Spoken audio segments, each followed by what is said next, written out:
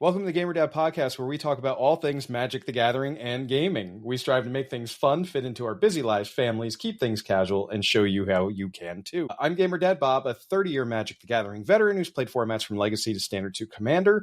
And right now I'm living in a perpetual state of sickness in our house already. My kid has been in his first year of kindergarten, and I think he's been sick since school started, like 6 weeks in a row now. Tell me it gets better, Jesse.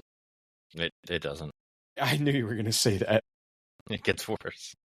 It gets so much worse. And I'm Jesse Hoge. I'm also a 30-year Magic the Gathering vet. I'm a proud dad of two future Planeswalkers, a guitar player who still can't quite nail Stairway to Heaven, and the guy who somehow manages to top deck the worst possible cards at exactly the wrong time.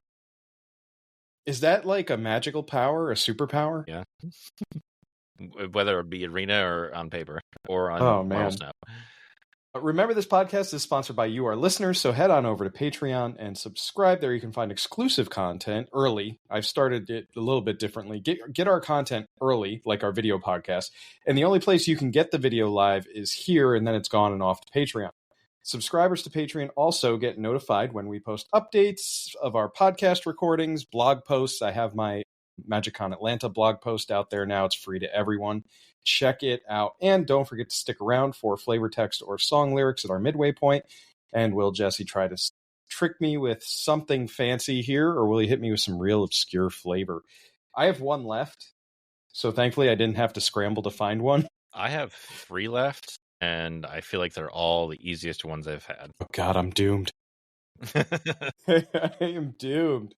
All right, so let's talk a little bit about 1 year ago. I was up at your house, sitting on my deck. On your deck with a jacket on, and we were talking about the commander bans and the big changes and everything that was going on, right? Bans, people buying out Jeweled Lotuses, commander advisory group resignations, the rules committee resignations, threats to people's lives. It was unbelievable what was going on. And not to downplay it, but the sky was falling. For all commander players out there, they were pretty freaked out. 1 year later, here we are again. What actually changed? So that episode was called Everybody Panic. This episode, Everybody Calm Down. Calmed? Like everybody calmed in past tense? Nope. No. But yeah, commander players have no chill. No.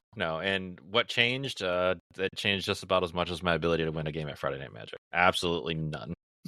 It really doesn't feel like a whole lot changed over our year of playing Commander and sub formats for that matter. And that's kind of a nice little spin that I have, at least, is I've been enjoying sub formats of Commander as well. It kind of moves away from, the hyper competitive stuff of like, I have to have Jeweled Lotus, Dockside Extortionist. And, I don't have my finger on the pulse for CEDH, but I'm pretty sure it's thriving and healthy right now. So, yeah. I think so, too. Because maybe it's just people got used to it, but you don't hear anything about it anymore. Jesse, I don't think I heard anything about these bans outside of the first 2 weeks, right? Yeah. I mean, and it was all financial fallout. Everybody was pissy that their cards lost value. That was it. That was it. Like there was nothing else Lotus about it. Down to $31. Okay, so that definitely affected it quite a bit. Yeah, what was it? $100 card? According to that, who shall not be named, the top in October $70. Okay, so it lost more than half its value. And now it's down to like the last market sold was $29.93. Okay. Do you ever think that card's coming back or any of those others? Man, not without something printed that can combat it, I don't think. Like I think we'll see Primetime before we see that. Yeah, I'd love to see Primetime back. So, how did this affect our Commander pod? Well, it only hit one deck. That's right. None of us build like that. None of us did. And it hit my Averna, Chaos Bloom. And I had Mana Crypt in it. And it was just to have Mana Crypt was a 0 drop, or I can't even remember anymore. How pathetic That's how much is that? We play with these cards. I just wanted something for my Cascades to hit, and guess what? I took that deck apart. It doesn't even exist anymore. So the gameplay impact for us was 0 right out the gate. And then how did it affect how we build decks over the year? Jesse, did that change what decks you chose and tweaked and everything in your card selections? Not one bit. Like, I don't even look at game changers. Like, I don't even pay attention to those. It affects nothing. I hit none of my decks at all because I never built with those cards, and I never even give it a thought when I build a deck. And did it really change the way our games played out? Not one bit. So that's the interesting thing. And obviously small sample size, our little pod that plays when we can. It didn't do much of anything. And then to boot, we also proxy cards. We're a proxy friendly group. So like the value proposition, it wasn't a thing for us. We were proxying cards then, right, Jesse? Yeah. Oh yeah. I wasn't making them myself, but we were buying them. Right. So that didn't really do anything. And then the drama just died fast. WOTC took over. Haha, this is our stuff now. And then like, okay. This went out with a bang or in with a bang and out with a complete whimper in the span of 2 weeks. 2 weeks. It was gone. So like anytime that they had, I'm thinking here, anytime they had like a ban restricted announcement, you'll see rumblings of like, hey, are they going to unban anything in Commander? But nothing has happened. No. And we expect some unban. We got some unbans, if you recall. Mm-hmm. Coalition Victory we saw coming back. What's that weird 7-cost blue card that nobody is it Sway the Stars or something like that? On a Braid's Cabal Minion. Cabal Minion's back. Yep. Yeah, we all went out and bought some because like, oh, they're gonna skyrocket in price. No. We are clearly bad collectors as far as like value and everything goes. I mean, I still got it for 32 cents, so I still got it for cheaper than it is now. Yeah. So the bans looked really big, and I don't think they really mattered a year later. I think they needed the bans and Standard are going to matter more than Commander at this point. Standard's another animal completely. Just the whole landscape of Magic the Gathering is a whole nother animal right now. Let's talk a little bit about what the new rules committee under Gavin Verhey has been doing. So they brought in a lot of different people from different walks of life to the rules committee. Some former card advisory group, commander advisory group members, some former rules committee members they brought in, and they formed a new rules committee, right? I mean, that's basically what it is. And they introduced bracket systems, and they highlighted that these were drafts. These were works in progress. But I'll start with this for myself here. The thing that tweaks me the most about the bracket system is we're a year into this now, almost. And it's still a work in progress. They have not said, hey, these are finalized. We're comfortable with these. We like the way that these are. So our play group tried them. We tried them. We tried to talk about them. And man, a year later, that's what we're still talking about and debating and talking about whether they made sense, whether they didn't make sense, what brackets in particular felt the worst as far as how they were defined and everything.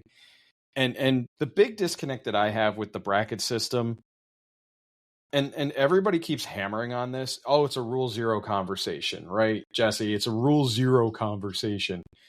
But how many people are super duper introspective to the point where they're like, well, my deck punches up or down, even though it's by definition this bracket? I don't play publicly, but I don't play unless I'm playing with people I really know. And I don't say it's impossible, but it's very difficult to expect somebody that you just met to be that open and honest with you about something. Because A, they probably don't have the time, and B, they just want to play a game. Yeah, that's actually a really good point. I was thinking about that when I sat down with some people at MagicCon Atlanta. Like, nobody had a rule zero conversation. Like, no. I started the conversation about my Pendragon decks. I was like, hey, this is what the deck does. This is what to look out for. Like my mono white Voltron deck, I was like, weapons vendors, my Arthur Wrecking Ball arm is the Excalibur. Weapons vendor does stupid things with this equipment. And it's a Voltron deck, and you really need to pay attention when both of those two things are out. And that was the extent of my conversation. Or like my Jund deck, I was like, yeah, my intention is to draw a bunch of cards with Mask of Grizzlebrand and bring back this persistent Arthur, and then bring it back again out of the command zone. So, I mean, I tried to have those conversations, but most of the people at casual tables, even at a con, kind of shrug and be like, "Cool, can we play now?" Yeah, like I don't care. I mean, that was literally my experience, and nobody got salty over plays or anything like that. I think with Pendragon in particular, that they kind of know what they're getting into anyway. I got blown out by a Tainted Strike, which really tweaked me. Because Infect itself just tweaks. Yeah, there was no real Rule Zero conversation there, and that was a funny one because I know Draco listens to this podcast, and I'm gonna call you out here, Draco. It's one of your pet cards for your Pendragon decks, and you built a deck and handed it to someone else who had no idea it was in there, right? So there was no plan for a Rule Zero conversation. You didn't have it because you were so excited to watch the deck, play the way it was supposed to. And then I got blown out by a Tainted Strike at 32 life in Pendragon. I mean, I was trying to think of the last time I actually played in public or played with people outside our pod. And it was probably, I went to a Mother's Day thing in May, and it was with a relative of my wife, her husband, and one of his friends. And I literally knew where I was going to play Magic, because I bought like 4 or 5 decks. Right. He brought 4 or 5 decks. I literally showed him what I had. He picked one. I picked one of his decks, and we played. We didn't even discuss what the thing was. They're they picked Prosh. And I'm like, just so you know, I'm like, this is it's going. It's like a machine gun. They're like, oh, we want to see that go off. So that's all it was. I want to see the deck do the thing. Yeah, that's pretty cool too. Yeah, like that's also half the fun sometimes. Like, I don't mind losing if someone else's deck goes off and does the thing. It's the weird plays or the salty plays or the min-max plays that kind of tweak me from time to time. I guess the takeaway from the bracket system for me is that Rule Zero is still important to have, and I really, really think, guys, we need to start having Rule Zero conversations with strangers and encouraging them. See, I'm going to learn from this from my MagicCon experience, encouraging them to talk about their decks, because I didn't go, what's your deck like? Because I expected reciprocity. I talked about mine and I expected other people to talk about theirs, and I didn't get it. They just shuffled up and wanted to play. So I think one of my learning things from that is I need to just encourage people to talk about their decks. Did anybody say what bracket are you in? Well, so here's the thing. I only played Pendragon games. Oh, yeah. Not really a Pendragon bracket, I guess. We were in Pendragon. That was the bracket, right? But nonetheless, people didn't talk about their decks. So still a Rule Zero conversation was missing there after I talked about mine. What I think the brackets might be good for are like brewing frameworks and everything. As you brew a deck, you might be adding or thinking about cards you select and thinking, does this card make my deck abusive? Is this deck punching up? Does it say it's bracket 3, but it's really a janky bracket 2 because of the way I built it? Like my Mind Skinner deck, I'm calling it like bracket 1.5 because it's not an all-in mill deck. That's not the whole goal, right? It's to play off of the stupid ability keywords on the Mind Skinner that when an opponent takes damage, they instead mill that many cards. And I put as many cards in that deck that deal stupid pinger damage as I could instead of forcing just mill strategies, So that's not a high tier deck. It's bracket 2 by definition, but it's probably more bracket 1 theme jank. And that's the conversation you need to have and people need to encourage. As I'm building that though, I'm looking at it, I'm going, that's not a bracket 2 deck. I'm sorry, by definition it is, but it ain't a bracket 2 deck. So it does help, in my opinion, on brewing frameworks, but it doesn't help with matchmaking. Because, God, our play group has discussed literal hours worth on bracket 3. We had a podcast on fixing bracket 3. Bracket 3 is gigantic.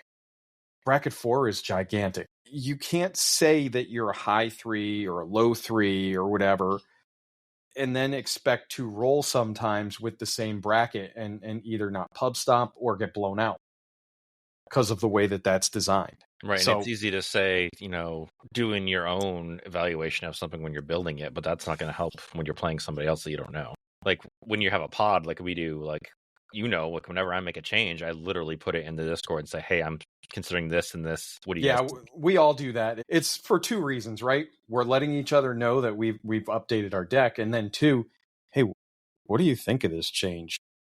Yeah, like, am I missing something? Is this too oppressive? Or is this even good? Like, I swapped out this for this. And then sometimes you even get the I'm not sure you should take that card out conversation. Right, but you can't do that in a public setting. No.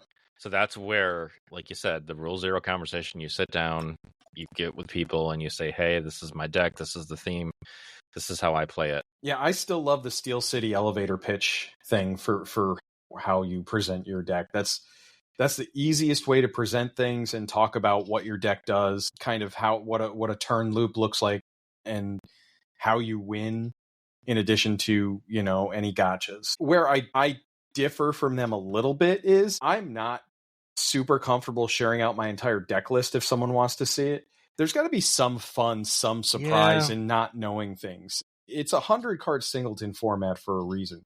Like, if people knew my deck had one single fog in it versus 3 or 4 fogs, they're probably going to play against me differently, right? Yeah.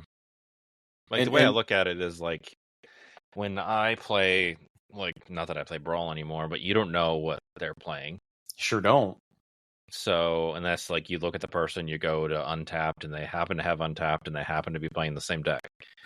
So, I don't know how I feel about that. Like, telling them what the deck can do is one thing, but... Yeah. I'm not here to disclose, like, I don't even know if I want to disclose all of my game changers, right? No, I don't think you should. So, that's my own thought on that. A lot of people want to be more open about that and everything else. What you can do is ask, are there any cards that you really don't like, actually physically bother you seeing played, like a Tainted Strike or something? Infect. Do you get a visceral reaction from a card that I might play? And then if it's in my deck, yeah, I'm going to talk about it. If you name one of the cards in my deck, I'm going to be like, yeah, it's in there and this is how it gets played. Do you still want to sit down and play? But Rule Zero is king still in my mind. So yeah, it always will be. Jesse, you've talked about the bracket system in your own way and how you felt that it was just never great to start with from the gate, right? Jesse was like, I didn't like the old system, but this is meet the new boss, same as the old boss sort of situation. Do you want to expand on that a little bit? Yeah, I felt like I wasn't a big fan of the old bracket system, but the new one I feel like makes it worse. So like you have, like I've been saying, I have a bracket 3 deck. No, I really have a bracket 6, or I have a bracket 7. It should be at least 10, in my opinion, because you get, like you said, you have the narrowing of it, and you have 90, probably 80 to 90% of the decks are going to be bracket 3. Right. And then when everything is there, then why have 4 or 5? Like, what? Have you heard of anybody say the deck was a bracket 5? I never have. I'm not playing CEDH, so I'm not sitting down at those tables. So I haven't played any bracket 4 games outside of our own decks that we call out and classify as bracket 4 because we have to. Right. And it's the way it's laid out now is an issue because they have no mana, no lands in there. So like, we've mentioned this before, like fetch lands and those type of things need to be mentioned if the bracket system is going to work. Smooth mana bases where all of your lands are perfect untapped lands. You're not gonna suffer a turn because a land comes in tapped. And it's very easy to build a mana base like that with what's available right now. Well, it's an easy way to do it is literally you take a pre-con deck with that pre-con mana base. You take the exact same deck but with a mana base upgraded. The upgraded one's going to win every single time. Yeah, that deck is going to run so much smoother because if you're hitting land drops, you're going to curve out easier, faster. And that's what makes the current bracket system, in my opinion, one of the biggest flaws is it does not account for mana base. It just doesn't. Yeah, and it doesn't account for intent. Like, what is the intent of the deck? That's like, just because I could have 10 game changers in the deck. But the intent won't be what the bracket system calls it to be, and it's really not a bracket 4 deck, it's a bracket 2 deck because of my intent. Yeah. In the flip side, I could have no game changers, and by their definition, it'd be a bracket 2 deck, Yep. but my intent is completely different, and I blow everybody out of the water every time. Yep. And they do talk about that. They're like, well, the bracket system really is a framework to talk about the intent of your deck, because that's really the overarching theme. So that always trips me up, because it's like, so what's the bracket system for? And that's why, that's why I said earlier, it's almost like the bracket system is more from a building standpoint and not for a gameplay standpoint. It's two things that are kind of different. It's a little bit weird to me. So yeah, and if their intent of it was to make it for a building thing, then why have it at all? Because when you're going to play somebody, you're not going to tell them how you built the deck. no, You're not going to tell them your thought process of, well, I was thinking about this, I put this in, and then I thought that. You're not going to do that. You just want to play. yeah. It's not quick enough to be talked about in the middle of a game, and it's not expansive enough to cover everything that's out there. Right. Is it a good start? Maybe. Yeah. Again, the problem I have is that we're still in like second draft mode on this, and it's been a whole year almost. There's been no changes in the last year either. There's been no changes since July? Yeah, they added some to the game changers, and they unbanned stuff. That was it. Right. They didn't really branch out into thinking about what the brackets actually mean at 3 and 4. No. There was no even, I don't recall here, so I might be wrong, and I'm okay with that. But I don't even recall them saying, yeah, we recognize that bracket 3 is gigantic and it's a challenge for everybody. I don't think they did. I really don't think they said that, because I think we would have had that aha moment and gone, good, they recognize this and they're going to work on it. Yeah, I don't think they did. So, yeah, that's frustrating. Brackets do not replace human honesty. That's the bottom line. Have that rule 0 conversation. Ask other people to have that rule 0 conversation. I talked about my deck, and it's fine if you want to talk about your deck first. You start the conversation yourself. Hey, how about yours, Jesse? What's your Prosh deck do? It does a lot of really broken things. Stuff. I mean, the main thing is, like, I would tell people the main thing is to machine gun you down.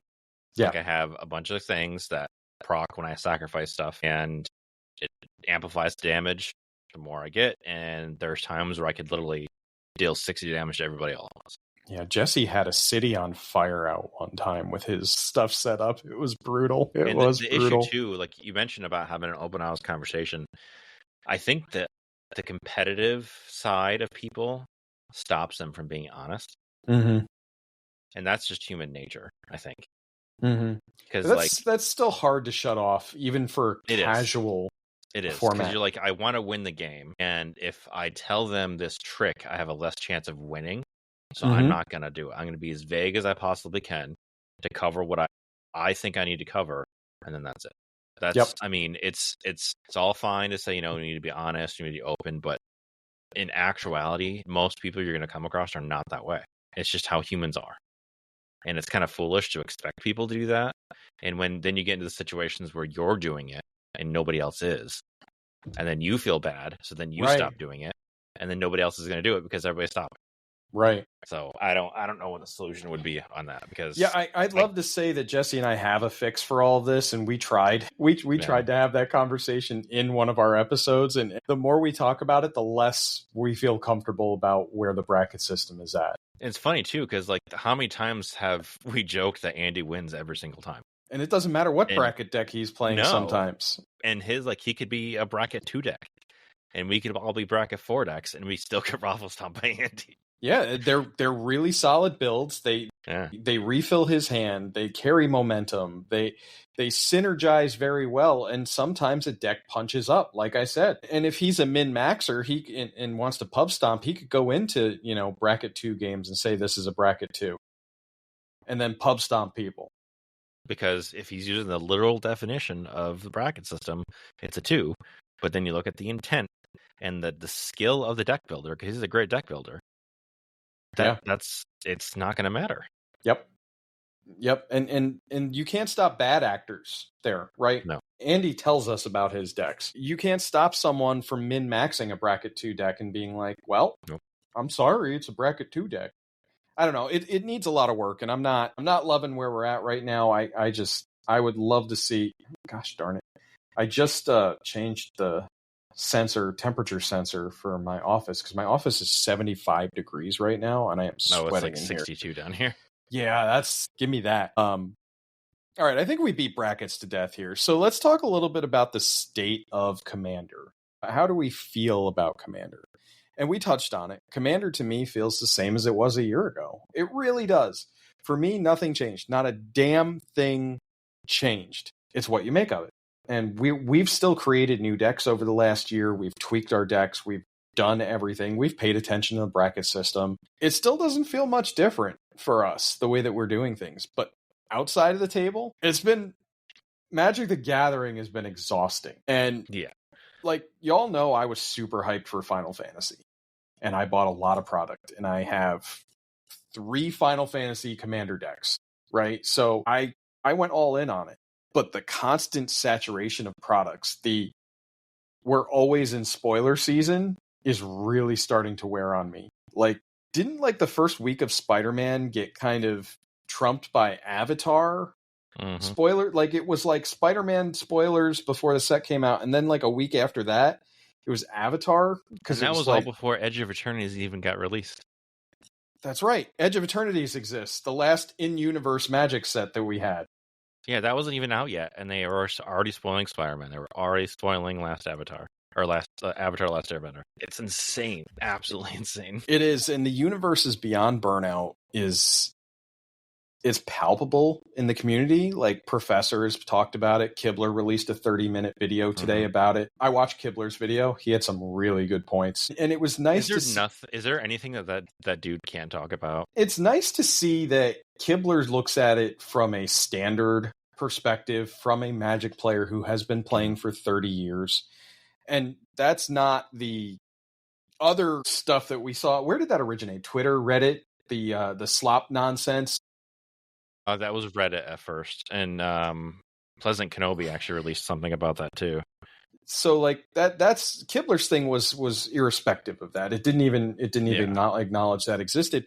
But you could hear the exhaustion in him from like, he touched on alchemy and he I know. Just flat out called alchemy garbage. He was like, this is a set of cards that they did to put in between releases to sell more cards, but now we're having 7 sets a year, and if we look at the standard release schedule for next year, it is 7 sets. Still 7. 7 sets. That's just the sets that are getting into standard. That's not including any of the secret layers. Yep. That's not including any of the commander only cards. That's not including, I don't know if they're going to have like direct to modern, like Modern Horizons. Maybe that wasn't included in there. Yeah. That would be including any alchemy sets in Arena. Yep. And mind you, these Universes Beyond sets are going to be standard legal. Yep. That's the other weird thing. Except if you're in Arena, and if it's Marvel, then it's not going to be that. It's going to be something different. Don't bury our lead here. We already talk about that later. It is exhausting. And the thing that I think tweaks me the most that Kibler reminded me of today, do you remember we were supposed to get Lorwyn this year? Yes, we were. It was delayed. And they never said why, and they're not gonna. Nope. They're not gonna. It's probably licensing or something that Spider-Man Avatar, someone needed to get that license out and used for 2025. My guess is Avatar, right? Now, I did read somewhere that I think that they're gonna go in 2027. They're going back to 6 sets. Yeah, I believe that's also the case. It's 4 Universes Beyond and 2 in Universe. Want to bet? It wouldn't surprise me if they flipped the switch on that. Or maybe 5 Universes Beyond and 1 in Universe. It's exhausting. I like a lot of the Universes Beyond stuff, but at some point it breaks the why I play Magic to begin with kind of universe thing. Like Spider-Man's real world. Like he's running around New York City. How does New York... we have a freaking bagel and schmear card. Like, come on, really? How does New York City interact with Dominaria or the Edge of Eternities? Like, what? So, I don't know. To me, it breaks the immersion, and we talked about that as well. So I'm not going to continue to beat a dead horse, but let's talk about this Spider-Man set that completely underwhelmed me. And it completely underwhelmed a lot of people. And this is a set that was designed to be a small set originally, like the Assassin's Creed stuff, like an epilogue booster. Right. And Aftermath absolutely fell flat on its face.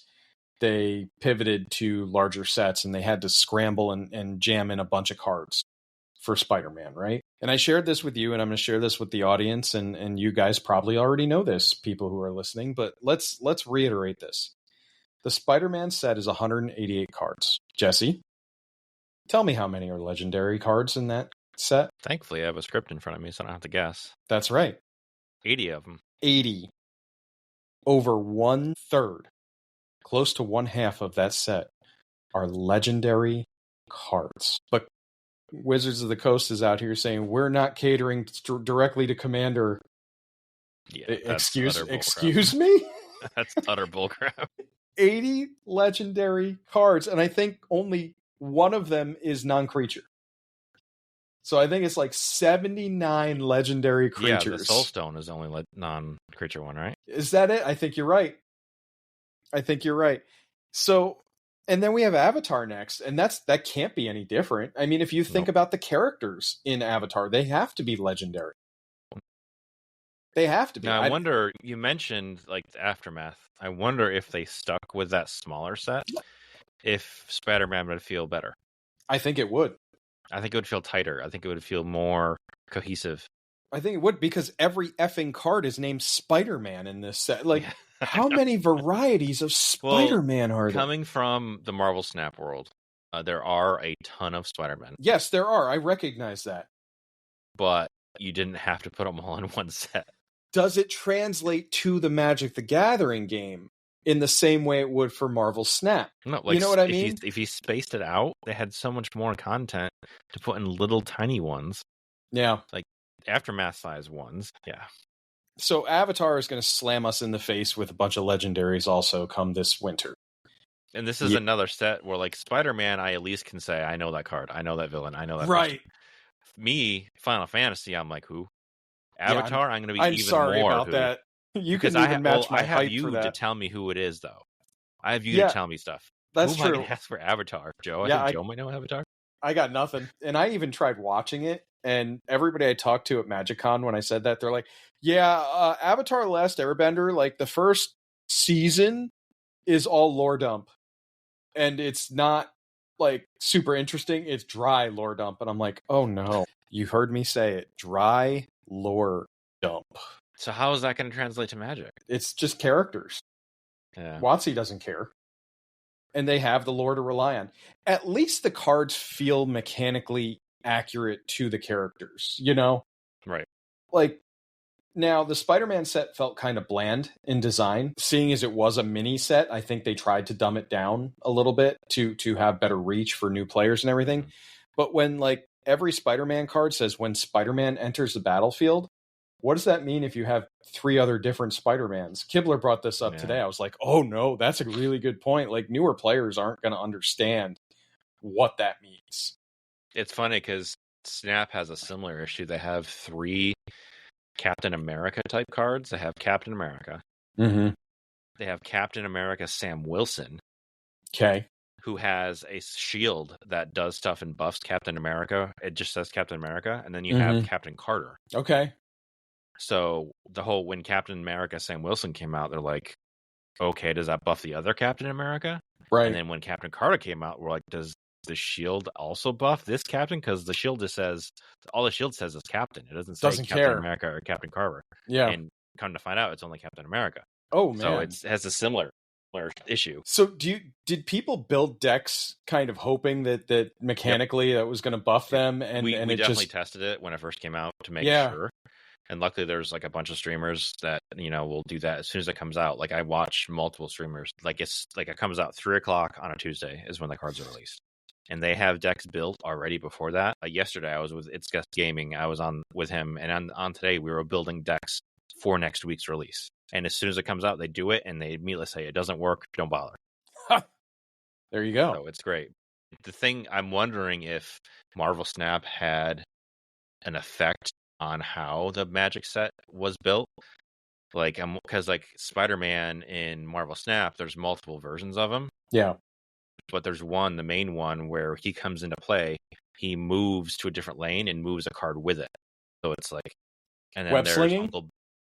And Uncle Ben is in there. And when Uncle Ben is destroyed, Spider-Man comes out. And then there's Spider-Man 2099, where when he moves somewhere, he destroys a card in that lane. Mm-hmm. So I'm wondering if there was some clause or something in their licensing where it says you can't encroach on Marvel Snap and what Marvel Snap does. That'd be something. I mean, that's obviously why it wasn't in Arena. But, and oh, by the way, fitting all of these cards in the bracket solution is just another exercise in pain. Yeah, what Spider-Man's the legendary strongest? Cards, like, yeah, my God. Like, so, I miss the days when there was like 5 legendaries in a I know. set. Bring back the Planeswalker rule too, by the way. I want my baby Jace to kill Jace the Mind Sculptor again. I know. That still throws me for a loop every time I see it. Like, I'll still think in my head, oh, I can't play this. Oh, no, I can. I sure can. I can play the exact same one. That doesn't matter. Yeah. I remember the days when that used to be removal. Yep. Like, you wanted to get rid of the thing? You pack baby Jace in the sideboard against Mind Sculptors. Guilty as charged. I did that, and it worked really well. Or sometimes it was who plays the first Jace wins that war. So, yeah, Commander's fine. It's fine. Keeping up with all of the product and everything is the problem, and it's not getting better. I mean, I was sending you guys pictures from the preview panel live, and I mean, when that Star Trek popped up, I was like, "Oh God!" We called that. Like, it's actually happening. Yeah, like we all called it as soon as we saw spacecraft. I said, "Star Trek or Star Wars." It's going to be one of those. Like, I could probably dig up my post on Discord about it, but I knew it was going to be Star Trek. I had a feeling it was going to be Star Wars first or Star Trek first because Star Wars already has. Yeah, like and Disney is going to be a really hard IP to double dip on. Because they own Marvel too right now. Right. They do. So it's like, oh man, like, is Princess Leia a Disney princess now? Right. But, and like, are they going to go into Lorcana? Yeah. Like, the licensing war over that is got to be so costly. Yeah. So let's talk a little bit now about the community and the culture over the last year. And I will say, at least what I've observed is the rules committee has been deliberate, professional, and open to feedback. I've seen several Discord servers that I'm on. I see plenty of Blue Sky posts from actual committee members asking for feedback. Now, what are they doing with that feedback? Is it all posturing? Is it all just a show? I don't know. I don't know what to believe. I know, Jesse, you're more skeptical than I am about this. That's a way to put it. But I will say, like, nobody's absolutely demolishing the rules committee at this point. I think Gavin's done a very good job, at least with who he put in the committee, who he has aligned. What I don't think they've done a good job on is a communication cadence. Like, the last time we heard from them was July. And I think for the largest Magic the Gathering format currently today, probably even larger today than Standard ever was, if you want to think about it that way. Easily. We're owed a better communication cadence. What have the rules committee done with our feedback? The fact that they haven't said anything officially since July, I don't think that's cool. We should be getting at least quarterly communications from the rules committee. Here's what we're working on. Nothing's in stone, but something. Hey, we're talking about unbans. We're talking about more bans. You know, that's always a slippery slope too, because speculative trading and all kinds of other nonsense starts happening, and the scalpers get in on it, and all the people who invest in this game, which is stupid in my opinion. Cardboard is so volatile, you know, unless you're dealing in reserve list and you know, highly low printed cards. Unless you're alpha investments, unless you're Rudy. Right, like, you're not going to make millions on Magic the Gathering. Sorry to burst your bubble. The creator ecosystem, I don't think that any of the changes to the rules committee, commander, bans, I don't think it's changed the creator ecosystem at all. Big voice is still big. Small voice is still grinding. Like, we're still doing our thing. We still have this podcast. We talk about Magic the Gathering, all things Magic the Gathering, and gaming. There's our catchphrase, you know? So, like, we're still doing this. We're still talking about it. We're trying to get our voices out there as a voice in the community for Magic the Gathering. The big contention for me still, it's the brackets. I'm not going to continue to beat it up. Jesse and I have talked about this in conversations in Discord, DMs in Discord. What the hell are the brackets? We don't even know anymore. And again, that goes back to, can the rules committee please communicate more with us? Please. Like, even the original rules committee had the web page and everything, and they had blog posts and other stuff on that. We're not even getting that as often on the official Wizards site. Yep.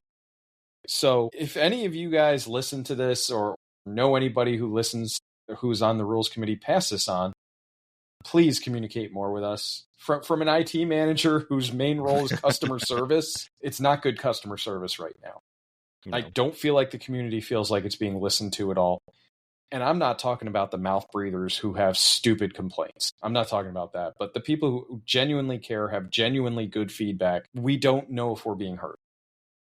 And that's where I have a problem. How do you feel about the community and culture right now, Jesse? And I will say, kind of a tangent, the communication stuff is not isolated to Magic. Because I have an ear on the Marvel Snap side. A lot of streamers I talk to are actually, they have a creator program that has a direct line to the developers. Mm-hmm. And they talk to them all the time, and their communication isn't heard. They say it's heard, but it's not, nothing that happens. Okay. So it's not just Magic. But I think it is all Magic, Snap, all of these other big games that are controlled by big corporations. It's all goes back to the shareholders. I think it's in mine, and I apologize now for being so negative, but I think it is all just a front. I think they're all saying, oh, we hear you, blah, blah, blah. But in reality, nothing we say is going to change anything because it is all about the dollar. I think as soon as Wizards took over, that was the nail in the coffin for Commander. Because now all that matters is money, and all that matters is how much they can make. You know, they put all the right people on the rules committee because those are the people the community trusts. But then they cut it off at the knees and stop the communication. That it seems like that could be the driving force behind it. That's what I think it is, because Marvel Snap's the same way. All they care about is making money. Now, in the Marvel Snap side, they had a developer that was a publisher, I should say, that was the same publisher that owned TikTok. Mm-hmm. And when TikTok went down earlier in the year in the US, so did Marvel Snap. Yep, I remember that. Now they're self-publishing now. Second Dinner is self-publishing, and we all thought, oh, this is going to be great. You know, they're going to self-publish, things are going to be better. Things are worse. Like now, prices go up. You know, the greed is going up, just like Magic. Where now the prices are going up, the greed is going up, just like everything else in the world. It's not just related to games. No, I think that's a really good point. Really good point. It's everything. And then you have, and I'm going on a tangent, but then you have like kind of light at the end of the tunnel. We have games like Hades 2 that came out. Critical freaking acclaim. Game of the year talk. $20. You have Clair Obscur Expedition 33. Clear game of the year. Has to be. $40. Sandfall Studios came out of, or Sandfall Interactive came out of yeah. nowhere. You have Hollow Knight Silksong, Game of the Year candidate. Independent $20. Studio. Yep. So that shows that you can definitely have quality over quantity. But people will spend money. But when you have giant corporations like that are in the billions, you can't have quality because they don't get the quantity. Because the shareholders demand more. Did you catch, I don't know how much your finger is on the pulse with the Magic community these days. Did you catch Seth from MTG Goldfish's deep dive into the financials of Hasbro? No. What percentage of revenue do you think Magic the Gathering brings into Hasbro? I think it's like 80%, right? Higher? It's higher. Oh my God. It's about, I think he said it was like 91% of their income, their revenue is generated by Magic the Gathering. I mean, you go way, I think Hasbro bought him in 2001, I want to say.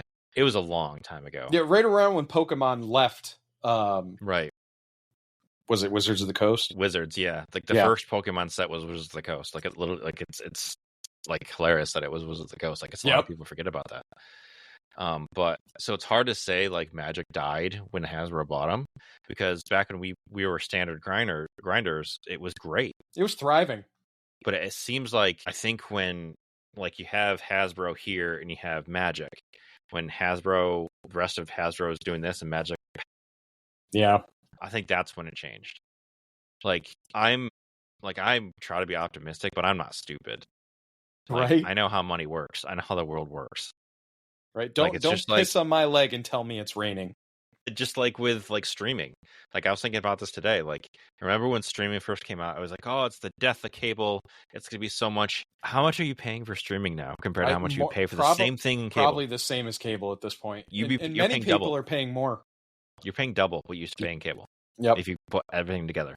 So it's like the greed is just astronomical with so many things, and that's what's driving Magic, unfortunately. I feel like that's it. So how do you feel about the rules committee today? Do you feel like it's lip service because of the greed? Do you think it's like forced lip service? I think it is forced lip service. I think the people that are on there are genuine. Like Olivia is great. You know, all the other people that are on that committee. I think Shivam was or used to be, and then decided not to be. He's not on the current. He was on the card advisory group. That's what it was. But I think the people Commander like, advisory. even Gavin himself. I think Gavin, incredible person, means well. But I think they are control. I think them themselves are fighting a battle.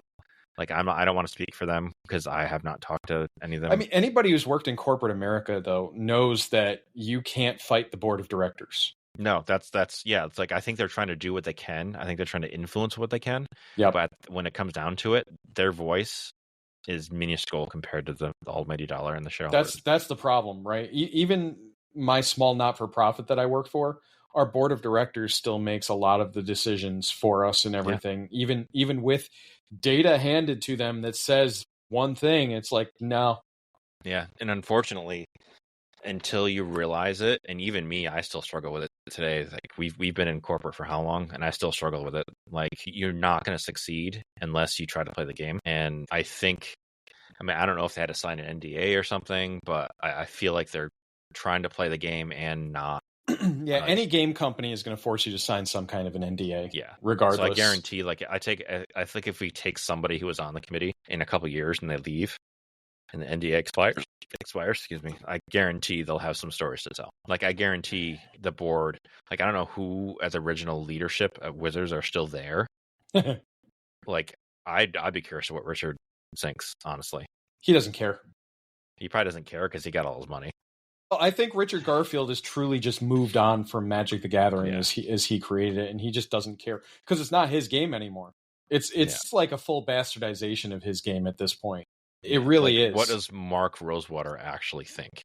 Like if he wasn't corporate hat on, if he was actually what he actually thinks. Did you know that Aaron Forsythe is his boss now?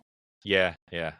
I didn't realize that. I was actually going to say, I wonder what Aaron thinks. Like, are they full on corporate now, or they actually have? And I loved Aaron's just real take articles about R&D and everything when he was writing, and I loved how just transparent he was, how realistic they were about their testing, about future leagues, stuff like that. And I wonder what the R&D looks like there, because so many of these new cards just feel like reskins of everything else. Yep. And so many things, like how did Vivi or whatever get through 7 sets a year? That's how, Jesse. There's not adequate time to test things. It just seems so less cohesive than they used to be. It's just like, do they even have an R&D anymore? They do. They even QA anything? And it's very staffed, from what I understand. That's the scary part. Yeah, I mean, if Arena and the client itself is any indication, they don't QA anything. Arena. I'm glad I uninstalled it. Yeah, and Snap is the same way. The bugs we get in Snap, we still have bugs now that I had 2 years ago. Jeez. Like the game crashes constantly. Like I don't know how. Like I had it crash twice on me today, I think. And you watch any popular streamer, it's gonna crash them multiple times during their stream. And Arena's the same way. Yeah. Universe is beyond saturation. We touched on it a little bit, but let's talk a little bit about Fleam and Through the Omen Paths. I've paid zero attention. I don't even know what the hell Fleam is. So Fleam is the reskin of Green Goblin. I need to double check. That's how much attention I'm paying to Arena. Like I don't even know what Fleam is. Gobin Gene Splice Savant. Yeah, it's Norman Osborn and then Green Goblin. So Fleam is this lovable little character here. It's a goblin human villain. Because Gobin's in the picture? I don't know. And it's just a little goblin, and everybody seemed to attach themselves to this thing as a mascot for Through the Omen Paths. In fact, to the point where Through the Omen Paths feels like more Magic the Gathering than Spider-Man. and people loved it. Like, the legendaries felt not special because everything is Spider-Man, you know? And what they did with Through the Omen Paths was kind of change that up, right? Not everything is Spider-Man. Now, apparently there's an influx of spiders in the multiverse, because, I mean, everything is spider typed for this friggin' set. So I do find that amusing as well. Like, Spider Tribal got a major, major I was boost. saying, what if like Job is a more viable commander now from Lord of the Rings? It probably is for Arena. Brawl. Yeah, for Brawl. The licensing mess, they didn't ever say what the deal with that was outside of it was a licensing problem. And it's Marvel Snap, I guarantee it. Yeah. You know, and the big irony here is Fleam has had more hype than Spider-Man. I'm not even kidding. Like, people are begging for physical versions of Through the Omen Paths. Proxy. And that's what they're doing. A bunch of my cards, like I printed probably, I think 9 or 10 just to have them. And I almost printed the Through the Omen Path version just because I wanted to be that way. People are begging for them. So, like, do Universes Beyond sets create real Magic players or just novelty buyers at this point? Are they just for collectors? I realize there's some crossover, right? Because you love Fallout. You also love Magic the Gathering. Mm-hmm. You are in the Venn diagram for both. And I think that's probably more the exception than the rule, though. You know? Yeah, because like I got Wolverine, for example. I got that. I proxied that. But I still want to get a real version just to have as a collector. Yep. Should have gone to Magic. Like, anytime I see pack openings on like Instagram Reels or whatever, it's always people for money. Yeah, it's all finance nerds. It has nothing to do with actual gameplay. Like, I want to play this game. Yep. I want the card that pulls the most amount of views because it's worth the most amount of money. Yep. So, but like collection wise, like I absolutely love Lord of the Rings.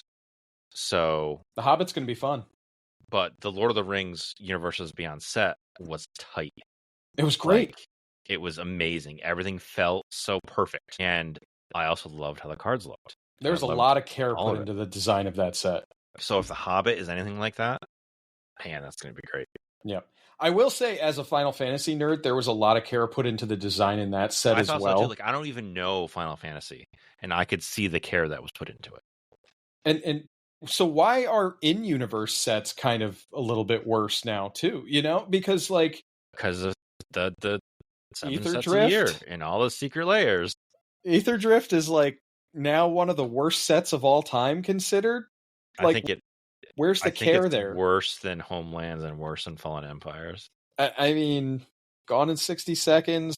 And then what's right underneath that? Outlaws of Thunder Junction. It's such a bummer because they show that they can put care into sets, and then we get that nonsense, and it's like, oh gosh, why are we doing this?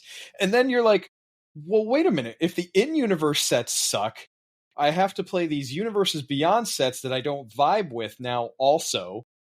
What is going on? Yeah, before, when Universes Beyond wasn't standard legal, I think they were more like accepting. I was more accepting of them personally. Yep. Because I didn't have to play them. Right. I didn't have to play with them. Now, thinking back, like, can you imagine if Lord of the Rings was standard legal? Like, getting the One Ring. The One Ring. Standard. But that's okay. We got Suplex in Final Fantasy a year later. Yeah. But I don't know, man. I feel like there's so many things that are coming out. It's diluting everything from top to bottom. It is. And it really it does feel like they're focusing more on Universes Beyond, and in-universe stuff is more of like an afterthought. Although I will say Edge of Eternities I thought was great. I thought it was pretty cool. It wasn't my favorite. Darker Dragonstorm I thought was great. Dragonstorm was awesome. I thought that was a really well done set, and the story was good too. I didn't read Edge of Eternity's story. I should probably do that. But the whole spacey Star Trek-y thing isn't my thing. Like, I'm a Star Wars guy. I'm not like a Star Trek-y guy. So that didn't vibe with me. Like of Star Trek. I can't tell you how loud the crowd got for the Lorwyn stuff. Oh, yeah. At the preview panel. How loud the crowd got for the Hobbit. Like, Lorwyn and Hobbit are the only two sets I'm looking forward to. And the crowd got very loud for Star Trek. Yeah. They were very excited for Star Trek. In my youth, it was always Star Trek or Star Wars. You couldn't like both. And I always like Star Trek or Star Wars. Yeah, like, me it wasn't too. even close. Me too. Like So, Star Trek to me was for the old fogies, like the old people that that were boring. oh, that's so funny. It's just Gen Xers, dude. That's all. Yeah. They're not old. I remember my grandmother's husband, because it wasn't my grandfather, was a terrible, terrible person, and he liked Star Trek. Huh. So that might be like subconsciously why I don't like it. Yeah, that's true. But your brain connected that and said bad people like Star Trek. Yep. So Universes Beyond was supposed to grow Magic the Gathering, but what it's really doing right now is burning out entrenched players. The characters people actually love the most aren't licensed at all. Flame. Gobin's creation. Fleam. Fleam is a avatar or a pet or both on friggin' Arena right now. Everybody loves Flame. Not to be confused with Flan. What's happening is you have the entrenched players that are leaving is still lower than the amount of new players that are coming. So it's just like a cycle. Yeah. It's just going to be cycling. And as long as the new players keeps outpacing the people that are leaving, it's not going to matter. I think Wizards might have the floor drop out from under them when the collectors who were in it just to start playing and learn it determine that, well, the next Universes set isn't for me, and I'm not a huge fan of the in-Universes stuff, so I'm just done playing now. Like the people that Final Fantasy brought in, if they are not into Magic the Gathering, they're probably not sticking around. Especially where the prices are going. They continue to go up, up, up. Yeah. People love the non-licensed characters right now. Please, WOTC, stick with it. Help us out. So, listeners, let's do a recap. We haven't done song lyrics or flavor text yet. Oh my god, I got so into yelling at things. Let's get into that. What do I have for you? Oh, this is a fun one. Do you have yours? I have 3 in front of me, and whenever it's my turn to go, I'll make a decision. All right, pick one and you hit me with it first this time. I'll give you the easy one. Well, I mean, they're all 3 easy, but I'll give you the super easy one. Oh god, okay. I'm so screwed. His verdict is always guilty. His sentence is always death. That's Judge Dredd, right? No. Verdict is always guilty. His sentence is always death. That's a Magic card. It's got to be. It is a Magic card. I want to say it's one of the Praetors or something, but that's not right. Is it a Phyrexian? No. Ravnican? No. I think his first printing was Innistrad. Really? Maybe Worldwake? I don't remember the first printing. I think it was Innistrad. It is a vampire. And it's a card that you guys always hate seeing. Butcher of Malakir. Yep. I think it was Worldwake. I think his first printing was Worldwake. It was. Yeah, Worldwake. It may have got reprinted in Dark Ascension or something like that. Mm-hmm. Yeah, that tracks. Butcher of Malakir. It's God, that card is so good, but it's priced appropriately. Like 7 mana is 7. It's 7 mana, guys. And it's nowadays on that type a of card fragile creature. Two or 3. Yeah, right. All right. My lyric or flavor text is: a mind in agony is a sparrow without wings. That's a Magic card. It is a Magic card. I'll give you that right away. You're not going to guess what it is because this is my deepest cut. I think it's blue. Let me find out. Tis not. It's from Ice Age. Is it an artifact? No. Then I have no idea. Yeah, Jesse, I didn't even know this card existed. I was scrolling through Ice Age cards when I pulled this. This is a card called Mind Whip. Mind Whip? I guarantee you and I played Ice Age. I guarantee you've never seen this card. I have seen that card. Oh, you have? I know that art. Yeah, that was new. Limb Duel and Necromancer. Limb Duel. Yep. Yeah, that's a Limb Duel quote. That one goes hard. I know that art. This is a cool card, actually. I didn't even remember that card existed. I mean, it's not legal in Alchemy. He or she pays 3 or Mind Whip deals 2 damage to them.